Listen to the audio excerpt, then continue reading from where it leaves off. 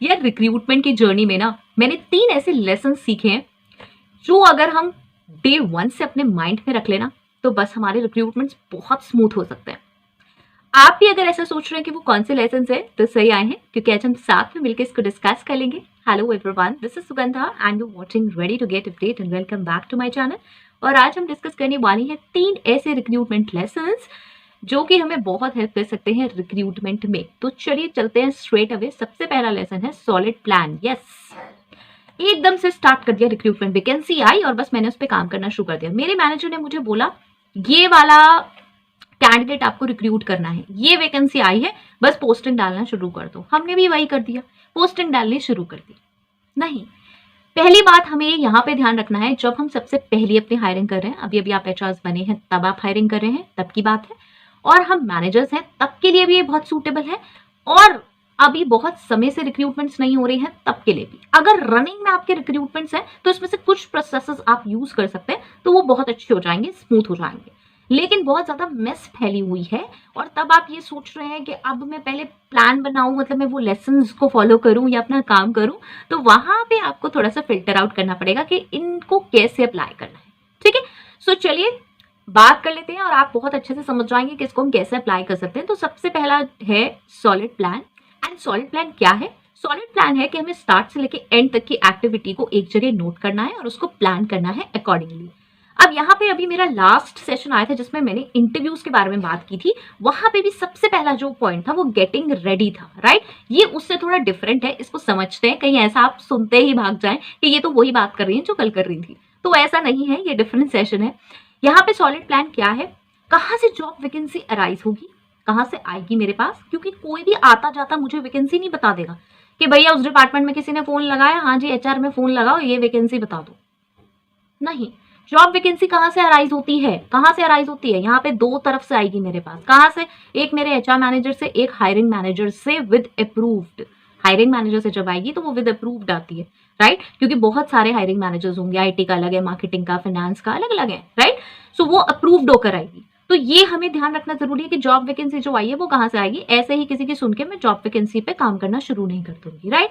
उसके बाद मुझे क्या करना है, मुझे चेक करने हैं उसके बाद जेडीज। ठीक है, जेडीज प्रॉपर ड्राफ्टेड है या मुझे ड्राफ्ट करने होते हैं। ठीक है, तो ये हो गया आपका सेकेंड पॉइंट। थर्ड पॉइंट में फिर मुझे क्या क्या सोर्सिंग मेथड्स यूज करने हैं, तो पहले से ही वो नोट कर लीजिए सोर्सिंग मेथड्स क्या है, और उन सब पे हम काम करना एक साथ स्टार्ट करेंगे। एक साथ का मतलब ये कि जॉब पोस्टिंग कर दी, न्यूज़पेपर में एडवर्टाइजमेंट दे दी, एम्प्लॉय रेफरल के लिए भी हमने रिक्वेस्ट कर दी, और ये सारी जो भी और मेथड्स हम यूज कर रहे हैं वो सारे एक साथ हो गए। ऐसा ना हो कि हमें कभी कोई मेथड याद आ रहा है, कभी कुछ याद आ रहा है, उसके बाद मेरे पास तो उसके बाद आएगा हमारा डेटा का काम। तो डेटा में कैसे कैसे सेग्रीगेट है, उसके बाद हमारी आ गई स्क्रीनिंग, और उसके बाद और सारी एक्टिविटीज। लास्ट तक हमारी हायरिंग कैसे होगी, ये रिक्रूटमेंट प्रोसेस है। रिक्रूटमेंट प्रोसेस को प्लीज फॉलो करें। एक सेशन बना हुआ है रिक्रूटमेंट प्रोसेस का, उसको आप देख सकते हैं। अगर नहीं मिलता है तो मुझसे कमेंट सेक्शन में मांग सकते हैं कि क्या कंप्लीट प्रोसेस होता है। ठीक है, तो वो सारा हम नोट कर लेंगे और उसके आगे कौन कौन कैसे कैसे करता है वो सारी चीज नोट कर लेंगे। ठीक है, अगर ये हमारे पास नहीं होगा ना सॉलिड प्लान, तो हम हमेशा कंफ्यूज रहेंगे। जैसे कि स्टार्टिंग में मेरे साथ बहुत बार ऐसा हो जाता था कि समझ ही नहीं आता था कि यार वैकेंसी आ गई, अब आगे कैसे प्रोसीड करना है। अब हम सबसे पहले जॉब पोस्टिंग कर देते थे तो पता चलता था कि जी वो वैकेंसी तो अभी उस पर काम ही नहीं कर रहा है, हमारे मैनेजर बता रहे हैं कि जी उस पर काम ही नहीं कर रहा है, तो मैं किसने कह दिया कि हाँ काम करना है। We were not that much aware. तो हमें ऐसे ही लगता था कि हाँ भाई जो भी हम एचआर में है, वैकेंसी करना हमारा धर्म है, तो हमें वो काम करना ही करना है। तो इसलिए ये सारे एरियाज कहाँ से क्या आता है, कहाँ से क्या आता है, ये सारा एक बार नोट करके आप रख लीजिए। बीच बीच में भी आप नोट कर सकते हैं, अगर आप बीच में कहीं पर है ना तो बीच में भी आप इस चीज को नोट कर सकते हैं। इसमें बहुत ज्यादा टाइम नहीं लगता कि इसके बाद इसके बाद इसके बाद इसके बाद क्या क्या क्या क्या कैसे कैसे प्रोसेस है, कहाँ कहाँ पे अप्रूवल्स होने हैं। यस, हमने इंटरव्यू पे ऐसे ही किसी को बुला लिया, काम नहीं चलेगा। ठीक है, सो ये हो गया हमारा solid plan. Second is reliable team. Yes, अब यहाँ पे मैं रिलायबल टीम की बात कर रही हूँ, तो अगर वो टीम वर्क है, अगर टीम वर्क है, बहुत ज्यादा काम है और बहुत सारे लोगों में बंटता है, तो एक रिलायबल टीम होनी बहुत जरूरी है। ये मैंने रिक्रूटमेंट में सीखा है। अदरवाइज अगर वहां लूप होल्स होते हैं टीम में तो काम हमेशा गड़बड़ होता है। जैसे कि हमने ऊपर वाले पॉइंट में देखा प्रोसेसेस हैं, तो हो सकता है आपका काम इंटरव्यू बुलाने तक हो, उसके बाद इंटरव्यू लेने का और वो पूरा कोऑर्डिनेशन करने का किसी और का हो, उसके बाद सिलेक्शन का, बैकग्राउंड वेरिफिकेशन का, ऑफर लेटर इशू का, ऑनबोर्डिंग का, उन सब का अलग हो। ठीक है, तो यहाँ पे डिवाइड हो जाएगा। प्रॉपर रिलायबल टीम होनी बहुत जरूरी है वहां पे। यहाँ पे मैनेजर्स स्पेशली समझ लें कि टीम में प्रॉपरली डिवाइड करें। ऐसा नहीं है कि एक आदमी ही सारा काम करे जा रहा है, बिकॉज कहीं ना कहीं सोर्सेज है या कुछ है तो इस वजह से कुछ लोग ज्यादा काम करते हैं, कुछ नहीं। Divide that work into people, into the team, and उसके बाद काम ठीक से हो सकता है।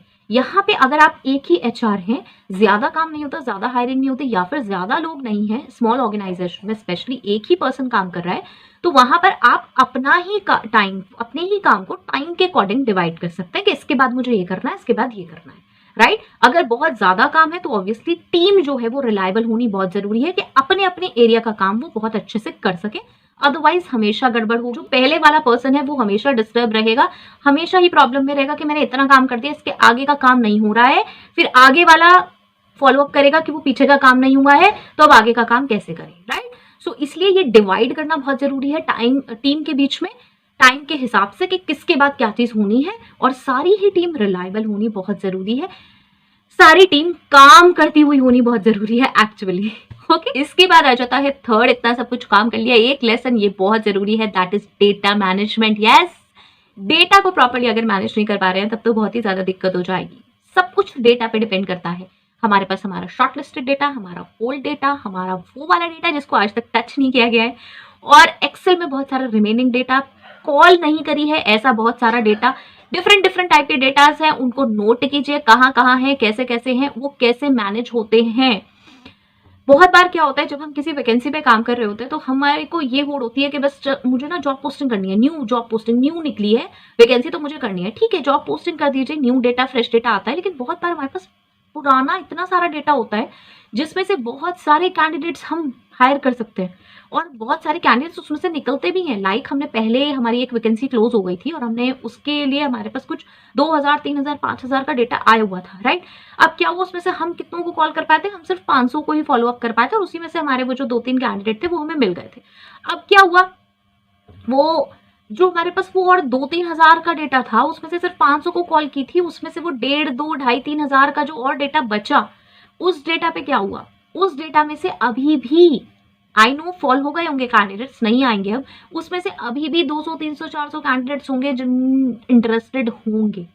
यस, और हम उसे भूल जाते हैं, हम फिर से एक फ्रेश पोस्टिंग लगा देते हैं। फ्रेश पोस्टिंग इज फाइन, आप करिए, लेकिन मीनवाइल जितने में कोई रिस्पॉन्स नहीं आ रहा है, हम उस डेटा को देख सकते हैं, राइट। तो डेटा कहाँ कहाँ पर है ये पता होना हमें बहुत जरूरी है, कहाँ कहाँ हमारा डेटा होता है, कहाँ कहाँ से हम डेटा एक्सेस कर सकते हैं। जैसे कंपनी की वेबसाइट है, अब कंपनी की वेबसाइट में भी हमने जॉब वैकेंसीज का एक पोर्शन रखा हुआ है, वहां पे लोग क्लिक करते हैं और वहां पे भी लोग अप्लाई कर देते हैं, उसको तो हम भूल ही गए यार। वहां पे बहुत सारे लोगों ने अप्लाई किया हुआ है, सीवीज आए हुए हैं, राइट। मतलब याद भी हो सकते हैं, लेकिन आपको ये सारे सोर्सेज एक बार लिखने जरूरी है कि डेटा कहाँ कहाँ है। बस यहाँ पे सिर्फ इतना कहना है जिससे कि हम उसको एक बार रीचेक कर सकें जब हमें कैंडिडेट्स चाहिए कि यहाँ से हमने डेटा एक्सेस कर लिया है, नहीं कर लिया। ओके, सो ये थे मेरी तरफ से लेसन्स। आप कौन से लेसन्स देना चाहते हैं मुझे जरूर बताएं, मैं वेट करूंगी आपका कमेंट सेक्शन में। हेल्पफुल है तो भी जरूर बताएं। नेक्स्ट वीडियो तक के लिए all the very best, stay happy, stay safe, thanks for watching, bye bye.